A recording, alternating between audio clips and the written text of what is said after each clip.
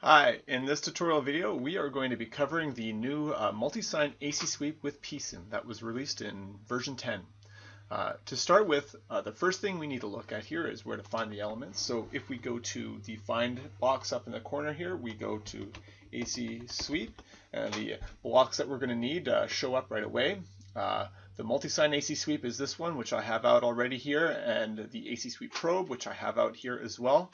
And we also need to set up a perturbation source, which is what I have here. You can grab these elements from the bottom bar here. There is the sinusoidal voltage source right here, and the summer block as well right here. You will also be able to find them in the other menu. They're right here, and then the probes are inside of the probe menu. But yeah, if you just type in up here, AC sweep, everything will pop up that you need. So the first thing to do, if we look at the parameters that we're going to need, is the steady state time. So what this value is how long it takes for this particular converter to reach steady state. So let's just run this in open loop and see what the results look like. So here's the open loop response. We can see that we've settled out nicely by maybe 4 milliseconds, but we're definitely settled out by 3 milliseconds, which is what I've put in here. Essentially what we need to make sure is that we are past these opening oscillations. So once we hit steady state, that's what we put in for this number right here. The next thing we need to do is set up what our source peak amplitude will be. So if we look over here, we're got a reference of 0.42. So this number, a good number, is between 5 to 10% of what this number is. So 0.05 is pretty good. The next set here, we're going to be looking at between 200 and 20 kHz. So that's the start and end frequency of our sweep. We're switching at 50 kHz here, so these are good numbers to work with. 50 points, these are the number of points that will make up our Bode plot. Flag for points is defining a linear or a logarithmic spacing.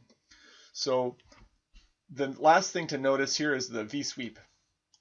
So V-sweep needs to match the name for this element here. So V-sweep needs to match this name here. Okay, so let's put everything in and enable everything and get going. So I'll just place everything down here and then enable things. So we've got our sweep set up now. Let's now run this simulation and see what our results are like. We can see that it's running very quickly down here.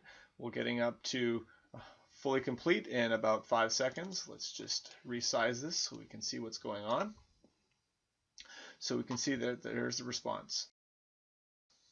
The multi-sine technique is applicable even for more complex topologies. In this case, we're going to perturb ID and look at what happens on the output here for ID. So we'll get a response for closing a PI controller or other type of control for this voltage source inverter.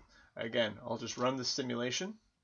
While it's running, we can look at the parameters here. So in this case, we're running from 5 to 5K with 51 points again. Remember, V-sine 1 is matching this V-sine 1 over here, and we also have an amplitude 0.08. This is about 10% of the source over here.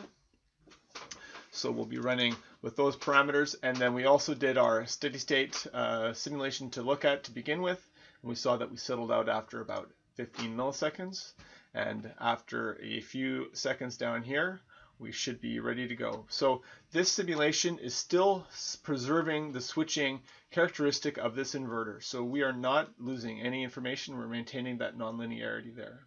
So here's the response for ID, amplitude, and phase. Again, a demonstration that the multi-sine AC sweep is applicable for more topologies than just a simple buck topology that we work with in the first instance. Okay, so that's it for this video. Thank you so much for watching. Check back again for more videos.